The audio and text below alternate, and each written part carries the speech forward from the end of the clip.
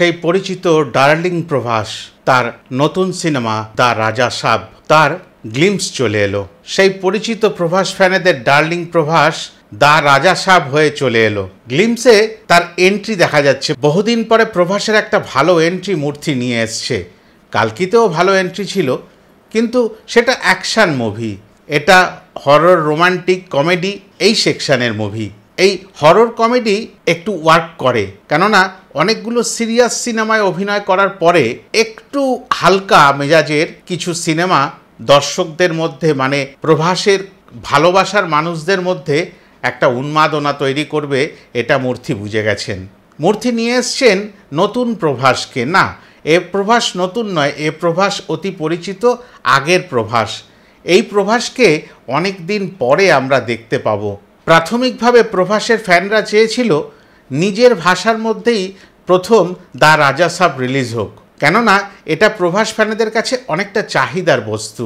এই সিনেমাটা তারা নিজের মতো করে আগে আস্বাদন পেতে চায়, তারপরে বহির্বিশ্ব বা প্যান ইন্ডিয়ার কথা ভাবা যাবে, এরকম একটা আশা তারা রেখেছিল।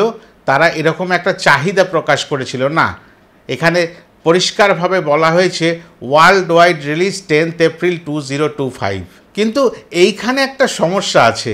10th এপ্রিল 2025 এই সময়ে সিকান্দার, মানে সালমানের সিকান্দার আর জলি LLB 3 এই দুটো সিনেমার সঙ্গে কিন্তু একটা ক্ল্যাশ হবার সম্ভাবনা রয়েছে। কিন্তু ইচ্ছাকৃত এইটা মূর্তি করছেন, কেননা দ্য রাজা সাব ফ্যাক্টরটা যেটা, সেটা মানে লড়িয়ে দেওয়ার ফ্যাক্টর এবং প্রমাণ করার ফ্যাক্টর যে প্রভাস কতটা পারে।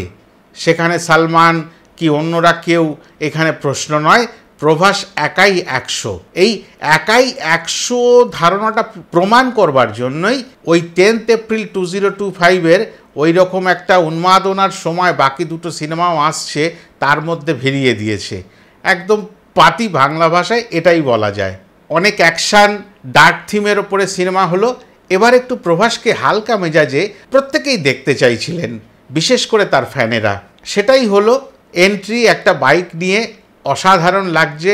বেশ একটু বড় বড় চুল, পোস্টারেই আগে ব্যাক পোর্শন থেকে সেটুকু দেখা গেছিল, আর সানগ্লাসটা লক্ষ্য করা গেছিল। আর হাত দিয়ে একটা কিছু ইশারা করছেন, সেটা পোস্টারে বোঝা যাচ্ছিল না। এখানে সেটা প্রকাশ পেল যে উনি ওই বাইক থেকে নামলেন এবং যেখানে একটু সেজেগুজে, যা হয় না ইয়ং ছেলেরা একটু সেজেগুজে আসে অনুষ্ঠানে, হাতে একটু ফুলের বুকে নেওয়া আছে যেটা গিফট করবেন। পাশে কোনো গাড়ি দাঁড়ানো আছে, হয়তো সেটা সম্ভবত বিয়ের অনুষ্ঠান, বরের গাড়ি। সেখান থেকে ফুল তুলে তিনি নিজেকে নিজেই ছেটালেন। কিন্তু এটা ঘটনাটা কি? এটাকে বলা যায় সেলফ নজর উতারনা, যে কারোর নজর না লেগে যায়। সেই কারণে প্রথমে এই বাইক থেকে নেমে নিজেকে দেখে চুলটুল ঠিক করে, সানগ্লাসটা ঠিক করে এরম করে দেখাচ্ছেন, আরে তবা তবা কি দেখতে আমাকে, মানে নিজেই নিজেকে বলছেন, এরকম একটা বিষয়। ওই ছোট্ট এক্সপ্রেশনটাই কিন্তু ধরা পড়ে যাচ্ছে যে এই কথাটাই উনি বলতে চাইছেন। তারপরেই ওই পাশের গাড়ির থেকে ফুল নিয়ে একটু ছিটিয়ে নিচ্ছেন যে হ্যাঁ বাবা, একটু নিজের নজরটা উতরিয়ে নিই, কেননা কারো নজর না লেগে যায়। আর দূরে একটি অল্প বয়সী মেয়েকে দেখা যাচ্ছে, যদি কারো নজর লেগে যায়, এরম একটা ব্যাপার। তা এই ধরনের ছোট্ট একটু গ্লিম্পস দিয়ে কত বড় প্রচার করা যায়, আর গল্পের খুব সামান্য জিনিস হলেও ধরিয়ে দেওয়া যায়, এইটা শিক্ষণীয়। একটু প্রেম, একটু কমেডি, ওই একটু হরর কমেডি মুভিতে একটু অ্যাকশানও থাকে। এই সব কিছু মিলিয়ে একটু চকলেট হিরো টাইপ। এইটা মনে হয় প্রভাসের মনেও অনেক দিনের ইচ্ছা যে আবার ফিরে ওই জনারে দেখে নেওয়া যাক কেমন লাগে। তবে একটা কথা স্বীকার করতে হবে, বিগত কয়েকটি সিনেমায় প্রভাসের যে লুকগুলো ধরা পড়েছে, তার থেকে এই লুকটা অনেকটা ইমপ্রেসিভ, বিশেষ করে ইয়াং মেয়েদের মধ্যে। এবং ছেলেদের মধ্যেও উন্মাদনা সৃষ্টি হবে এবং এই প্রভাসের লুকটা কপি করার একটা প্রবণতা দেখা যাবে।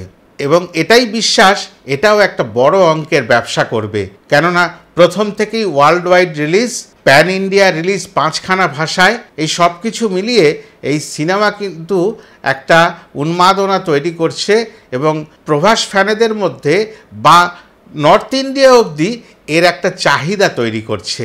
এতটুকুই বলার ছিল। তবে অপেক্ষায় থাকবো দ্য রাজা সাবের ভালো একটা গান, ট্রেলার এই ইত্যাদি আমাদের কাছে আগামী দিনে চলে আসবে।